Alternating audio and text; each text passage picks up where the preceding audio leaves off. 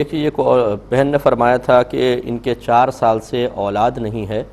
تو کیا یہ ٹیسٹ ٹیوب بیبی کے ذریعے بیبی حاصل کر سکتے ہیں کہ نہیں؟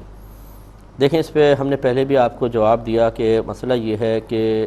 اولاد کا ہونا نہ ہونا اللہ تبارک و تعالیٰ کی مشیت کے تحت ہی ہے۔ یقینی سی بات ہے کہ اس میں تو کوئی انکار نہیں کر سکتا کہ ہمیں طریقے اختیار کرنے، تدبیر اختیار کرنے کا اختیار دیا گیا ہے، لیکن فاعل حقیقی اللہ تبارک و تعالیٰ ہے۔ تو اس میں اب اصول شرع یہ ہوتا ہے کہ اگر ہم کوئی جائز طریقے سے تدبیر اختیار کر کے کچھ طلب کرنے کی کوشش کریں تو شریعت اس سے منع بھی نہیں کرتی، لیکن یقین کامل یہی ہونا چاہیے کہ دینے والی ذات فقط اللہ تبارک و تعالیٰ کی ہے۔ لیکن اگر وہ طریقہ جائز نہ ہو تو پھر ناجائز طریقہ اختیار کرنے کی اجازت نہیں ہوتی، بلکہ اب بھروسہ اور توکل کامل طور پر اللہ تعالیٰ کی طرف کرنا چاہیے، یا پھر کوئی جائز طریقے ہی اختیار کرنے چاہیے، جیسے دعا کروائیں، کوئی وظیفہ وغیرہ ہے، یا کوئی ٹیبلٹ وغیرہ اگر ڈاکٹر کہتے ہیں وہ یوز کر لیں، آپ نے ظاہری دوائیاں یوز کر لیں، یہی بہتر ہے، کیونکہ اس میں ویسے ہی چانسز کوئی 100% نہیں ہوتے ہیں، 50-50 چانسز ہوتے ہیں، اور ستر کھولے بغیر یہ معاملات نہیں ہو سکتے ہیں، اور اولاد کا نہ ہونا یا اس کے لیے کوئی طریقہ اختیار کرنا یہ کوئی ایسی ضروری چیز نہیں ہے، یعنی شریعت کی نگاہوں میں، کہ اس کے لیے ایک حرام چیز کا ارتکاب جو یقینی طور پہ حرام ہے وہ کرنے کی اجازت ہو۔ یقینی طور پہ حرام کیا ہے کہ اپنا ستر کسی کے سامنے کھولنا، مرد کے سامنے، عورت کے سامنے بھی بلا ضرورت ستر نہیں کھول سکتی ہے۔ اس لیے ہم اپنی بہن سے گزارش کریں گے کہ صبر و تحمل سے کام لیں، اللہ تبارک و تعالیٰ سے التجا کریں، اور اس کی رضا پر راضی رہنے کی عادت ڈالیں۔ یہ ذہن رکھیں کہ اللہ تعالیٰ ہمارا رب ہے اور ہم اس کے بندے ہیں۔ معاملہ اب یوں ہوگا کہ اللہ تعالیٰ کی مرضی چلے گی اور ہم اس کے تابع ہوں گے اور دل سے راضی بھی ہوں گے۔ معاملہ برعکس کرنے کی کوشش کرنے میں خطرہ ہے۔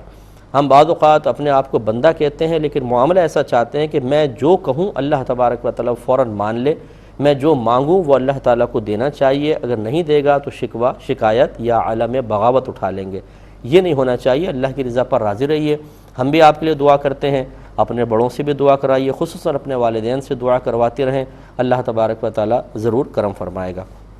لیکن یہ طریقہ کار اختیار نہ کریں۔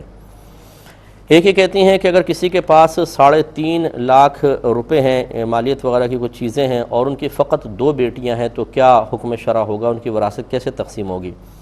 دیکھیں سوال بالکل مبہم ہے۔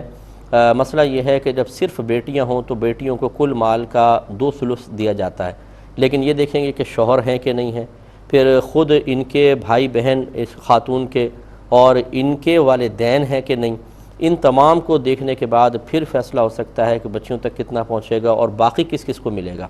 اس لیے بہتر یہ ہوتا ہے کہ وراثت کے جتنے بھی مسائل ہیں وہ ہماری گزارش ہے کہ آپ مجھے ای میل کر دیا کریں پوری تفصیل کے ساتھ، تو انشاءاللہ وہاں پر ہم آپ کو جواب دے سکیں گے۔ ایک یہ کہتی ہیں کہ میرے شوہر کے بھائی اپاہج ہیں اور ان کے لیے ایک مخصوص موٹر سائیکل تیار کروائی گئی ہے تاکہ وہ آرام سے اس کو چلا سکیں، لیکن اب وہ جو موٹر سائیکل لی اس میں شاید کوئی موٹر یا کوئی کام کروانا ہے، اور اب اتنی گنجائش نہیں ہے کہ مزید ان کے شوہر کو کام کروا سکیں، تو کیا یہ زکوٰۃ وصول کر کے اور پھر اس کو کمپلیٹ کر کے اپنے بھائی کو دے سکتے ہیں یا نہیں؟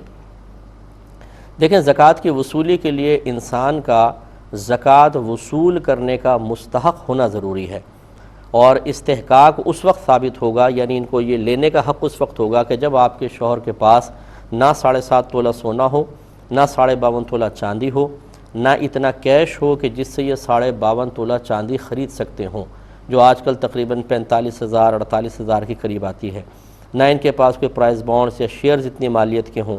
نہ ان کی ملکیت میں گھر میں ضروریات زندگی سے زیادہ اتنا سامان ہو کہ اگر اس کی قیمتوں کو لگایا جائے تو 52.5 تولہ چاندی کی قیمت تک پہنچ جائیں، یا اگر یہ ہیں بالفرض چیزیں ہیں تو پھر ان پر اتنا قرضہ ہو، فرض کر لیں کہ جو اگر قرضہ ادا کر دیں تو پھر یہ نصاب باقی نہ رہے، پھر تو ٹھیک ہے، لیکن اگر ایسا نہیں ہے، قرضہ تھوڑا بہت ادا کر دیں تب بھی نصاب کے برابر چیزیں باقی رہیں گی، تو آپ کے شوہر